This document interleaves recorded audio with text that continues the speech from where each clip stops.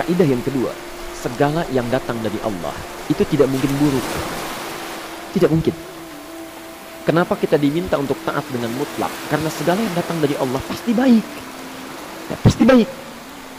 Karena Allah menurunkan segala maslahat sesuai kebutuhan kita.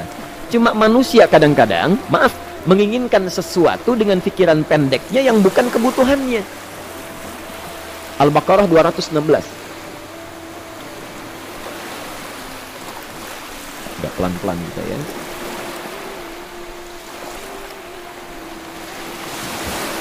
Bapak Ibu kalau diminta milih, pilih motor, pilih mobil. Pilih motor, pilih mobil. Kalau sebagai manusia biasa pilih motor, keterlaluan itu. Umumnya akan memilih mobil. Akan memilih mobil umumnya. Tapi kadang-kadang kita menginginkan sesuatu yang tinggi, menurut Allah itu bukan kebutuhan kamu. Kebutuhan kamu itu motor. Keperluan kamu motor. Kalau kamu punya mobil, sulit nantinya. Gangnya sempit, mesti bikin garasi, anggaran bertambah, dipikirin juga. Capek. Sudah, motor saja, terbebas dari banyak kemacetan. Mampu diurai, tidak banyak difikirkan. Pelan-pelan. Turun ayat, kutiba alaikumul qitalu wa huwa kurhul lakum. Ya. Diwajibkan atas kalian berperang. Dulu orang diminta jihad gelisah. Ya. Gelisah. Nah, kalau ada perintah Allah yang melahirkan kegelisahan, ini maknanya. Ya, tidak harus dalam konteks jihad yang fisik. Ya. Jihad, melawan hawa nafsu kita. Jihad melawan pikiran kita. Jihad melawan prasangka buruk kita. Kadang-kadang ada keinginan kita yang kita inginkan menurut Allah itu belum baik untuk kita. Nah, sifat manusia ketika diberikan oleh Allah keputusan yang terbaik, kadang-kadang ada sifat dalam hatinya gejolak, belum bisa menerima. Ya. Ada gejolak di hatinya. Dalam keadaan demikian kata Quran, kutiba alaikumul qital. Kalau Anda merasakan sesuatu sedang ada gejolak di jiwa, sulit menerima ketetapan Allah, maka perangi perasaan-perasaan buruk itu. Wa huwa kurhul lakum, walaupun itu sulit. Walaupun itu sulit. Jangan berprasangka buruk dulu pada Allah. Ayat yang indahnya, perhatikan kalimatnya. Asa an takrahu syai'an fahuwa khairul lakum. Boleh jadi Anda tidak menyukai sesuatu, di balik itu ada kebaikan-kebaikan besar yang Allah sedang rencanakan. Karena pikiran kita pendek, maunya sekarang saja. Tapi subhanallah, Allah sangat panjang, tidak ada batasnya. Allah memberikan maslahat sampai kamu meninggal, ini maslahatnya. Kamu berpikir sekarang saja. Wa asa an tuhibbu syai'an wa huwa syarrul lakum. Sedangkan boleh jadi di balik yang kita sukai, ada keburukan yang sedang menunggu kita di depan ini. Kamu tidak tahu. Ya. Apa logikanya? Wallahu ya'lamu. Allah tahu masa depan yang akan terjadi menimpa kita. Wa antum la ta'lamun. Sedangkan kalian tidak bisa membaca masa depan. Ya. Saya punya adik perempuan datang lalu meminta doa. Kak, saya ingin tes katanya. Ya, di salah satu bank. Kemudian sudah pada tahap akhir.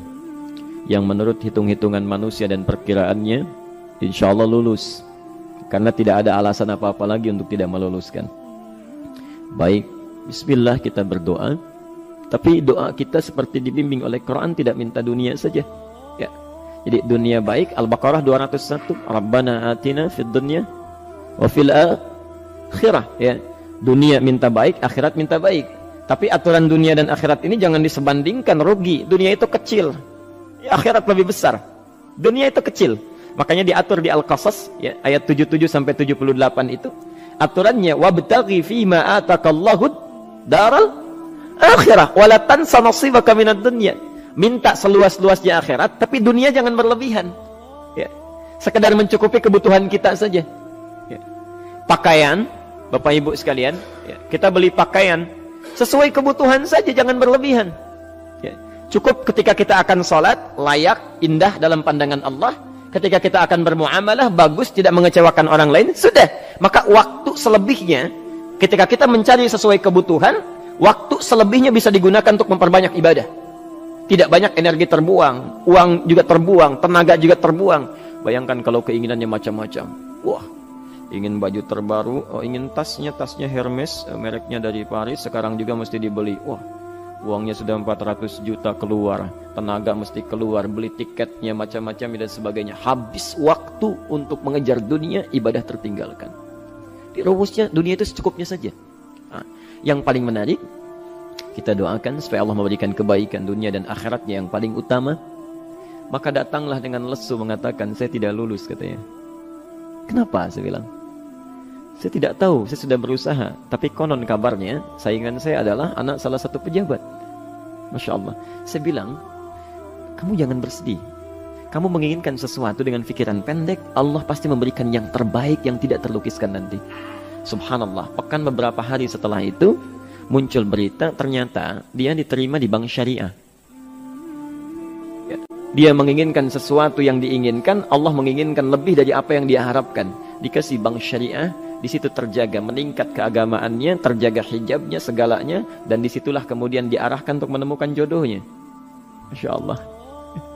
Dia berpikir saat itu Allah merencanakan masa depannya. Ya. Jadi apa yang Allah sudah rencanakan pasti baik, Pak, Bu.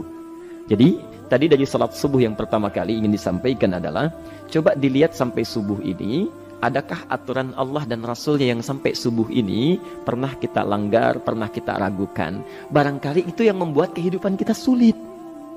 Ya. Allah, Rasul membuat aturan.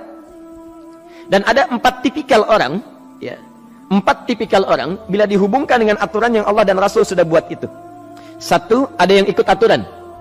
Maka orang seperti ini kata Quran, yuridullahu bikumul yusra wala yuridu bikumul usra. Al-Baqarah 185. Allah menginginkan kemudahan, tidak menghendaki kesulitan dalam hidupmu. Ya. Maka dibuat aturan, yang ikut aturan Allah pasti mudah hidupnya. Ya, pasti mudah hidupnya. Ya. Rizkinya mudah, hidupnya mudah, nyaman, enak. Ya. 1, ada yang ikut aturan. Yang kedua, ada yang keluar aturan. Ya. Ini pasti repot. Pasti repot. Di awal-awal seperti menyenangkan, ujung-ujungnya repot. Allah bilang, jujur, jangan berdusta. Kalau dusta celaka. Wailul lil mukadzibin. Celaka bagi para pendusta. Dia keluar aturan, dia berdusta. Awal-awal memang nikmat. Besok. Ya. Pak, ini amplop siapa ya? Ya. Maaf Pak, ini amplop memang ini khusus Pak, anggaran tertentu, tidak ada kaitan dengan proyek ini. Padahal ada kaitan dengan proyek, dia sisihkan untuk kepentingan pribadinya. Bohong. Saat itu merasakan enak dapat tambahan, besok-besok dikejar-kejar sama aparat kepolisian. Ya. Celaka. Wail, itu sudah keluar aturan pasti celaka. Ya. Subhanallah. Jadi ada orang kedua keluar aturan. Yang ketiga bikin aturan sendiri. Dikasih aturan, dia bikin aturan sendiri. Subhanallah. Kalau sakit, dibuat ketentuan. Sakit pertama, kalau biasa-biasa saja, ya subhanallah, ikhtiarnya pergi ke dokter. Seorang sahabat datang kepada Rasulullah, ya Rasulullah, saya sakit, tolong doakan saya. Kata Nabi, idhab ila tabib, pergi ke dokter. Ini orang pintar sekali. Kata orang ini, ya Rasulullah, Anda kan Nabi Rasul, angkat tangan Anda, Allah kan maha menyembuhkan. Nanti Allah sembuhkan saya. Cerdas ya? Tapi subhanallah, Nabi harus lebih cerdas, dapat bimbingan dari wahyu. Pergilah ke dokter karena kesembuhan yang telah Allah tetapkan dititipkan di tangan para dokter. Masya Allah, pergi ke dokter. Ya. Itu rumus pertama. Nanti kalau dokter sudah pada hand up, ya, angkat tangan tidak mampu menyembuhkan, itu tandanya Allah ingin langsung menyembuhkan tanpa turut campur makhluk yang ada. Maka kaidahnya akan berubah nanti, ya, dari kaidah biasa kepada kaidah Al-Anbiya ayat 83 sampai 84. Itu aturan yang menyembuhkan langsung dari Allah Subhanahu wa taala. Tapi kalau Anda sakit, perginya ke dokter. Ya. Cuma ada manusia bikin aturan sendiri. Sakit, pergi ke dukun. Ya. Dukun nggak bisa, pergi ke paranormal. Dirinya pun sudah nggak normal. Makanya disebut paranormal karena nggak normal. Ya. Tapi didatangi juga gitu, bikin aturan sendiri. Karena itu jadi lebih sulit hidupnya. Ya. Doa minta pada Allah kan sederhana. Ya. Doa nggak bayar, nggak ada macam-macam, masya Allah, gampang sebetulnya. Ada kekeringan sekarang kan, banyak kekeringan ya, banyak kekeringan. Dikasih rumus, subhanallah, dikasih rumus yang tidak perlu pakai biaya, meluangkan waktu, itu pun berpahala juga. Dunianya dapat, akhiratnya melimpah. Ya. Dikasihlah salat istisqa, masya Allah, tinggal minta, memohon kepada Allah. Salat, mengangkat tangan, mohon pada Allah, subhanallah. Manusia tidak bikin aturan sendiri. Digarami saja. Orang garamin sayur, dia garamin awan. Cari biaya miliaran, terbang pakai pesawat. Kalau Allah tidak berkehendak, ya sudah. Ya. Ayo silahkan, berapa biaya yang mau kamu kumpulkan? Tenaga yang kamu kumpulkan silahkan aja. Ya. Yang ini hujan, bikin kering lagi di sana. Sana hujan, bikin kering lagi di sana. Mau sampai kapan? Ya. Dikasih yang gratis, tinggal muncul. Cuma manusia bikin aturan sendiri. Ya susah hidupnya. Itu yang ketiga. Yang keempat, ada orang nggak mau diatur. Allah bikin aturan, dia nggak mau diatur. Ya, Masya Allah. Ini yang luar biasa. Inilah yang fasik. Fasik itu keluar dari aturan. Menyimpang. Tidak mau diatur dia. Ya, tidak mau diatur. Karena itu Bapak Ibu sekalian, dari ayat yang pertama ini, ya, mari kita evaluasi sampai dengan hari ini subuh. Dari ayatnya memang sederhana, singkat, padat, cuma satu ayat. Tapi meminta kita untuk melihat, sudahkah sampai hari ini taat pada Allah dan Rasulnya?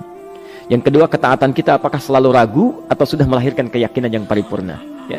Yang ketiga, pelajari aturan-aturan Allah terkait kehidupan kita. Aturan salat, aturan muamalah, ya, aturan beraktivitas, aturan berumah tangga. Pelajari itu supaya mendapatkan kemudahan. Biasanya kesulitan didapatkan karena kita belum mengenal aturan Allah dan Rasulnya.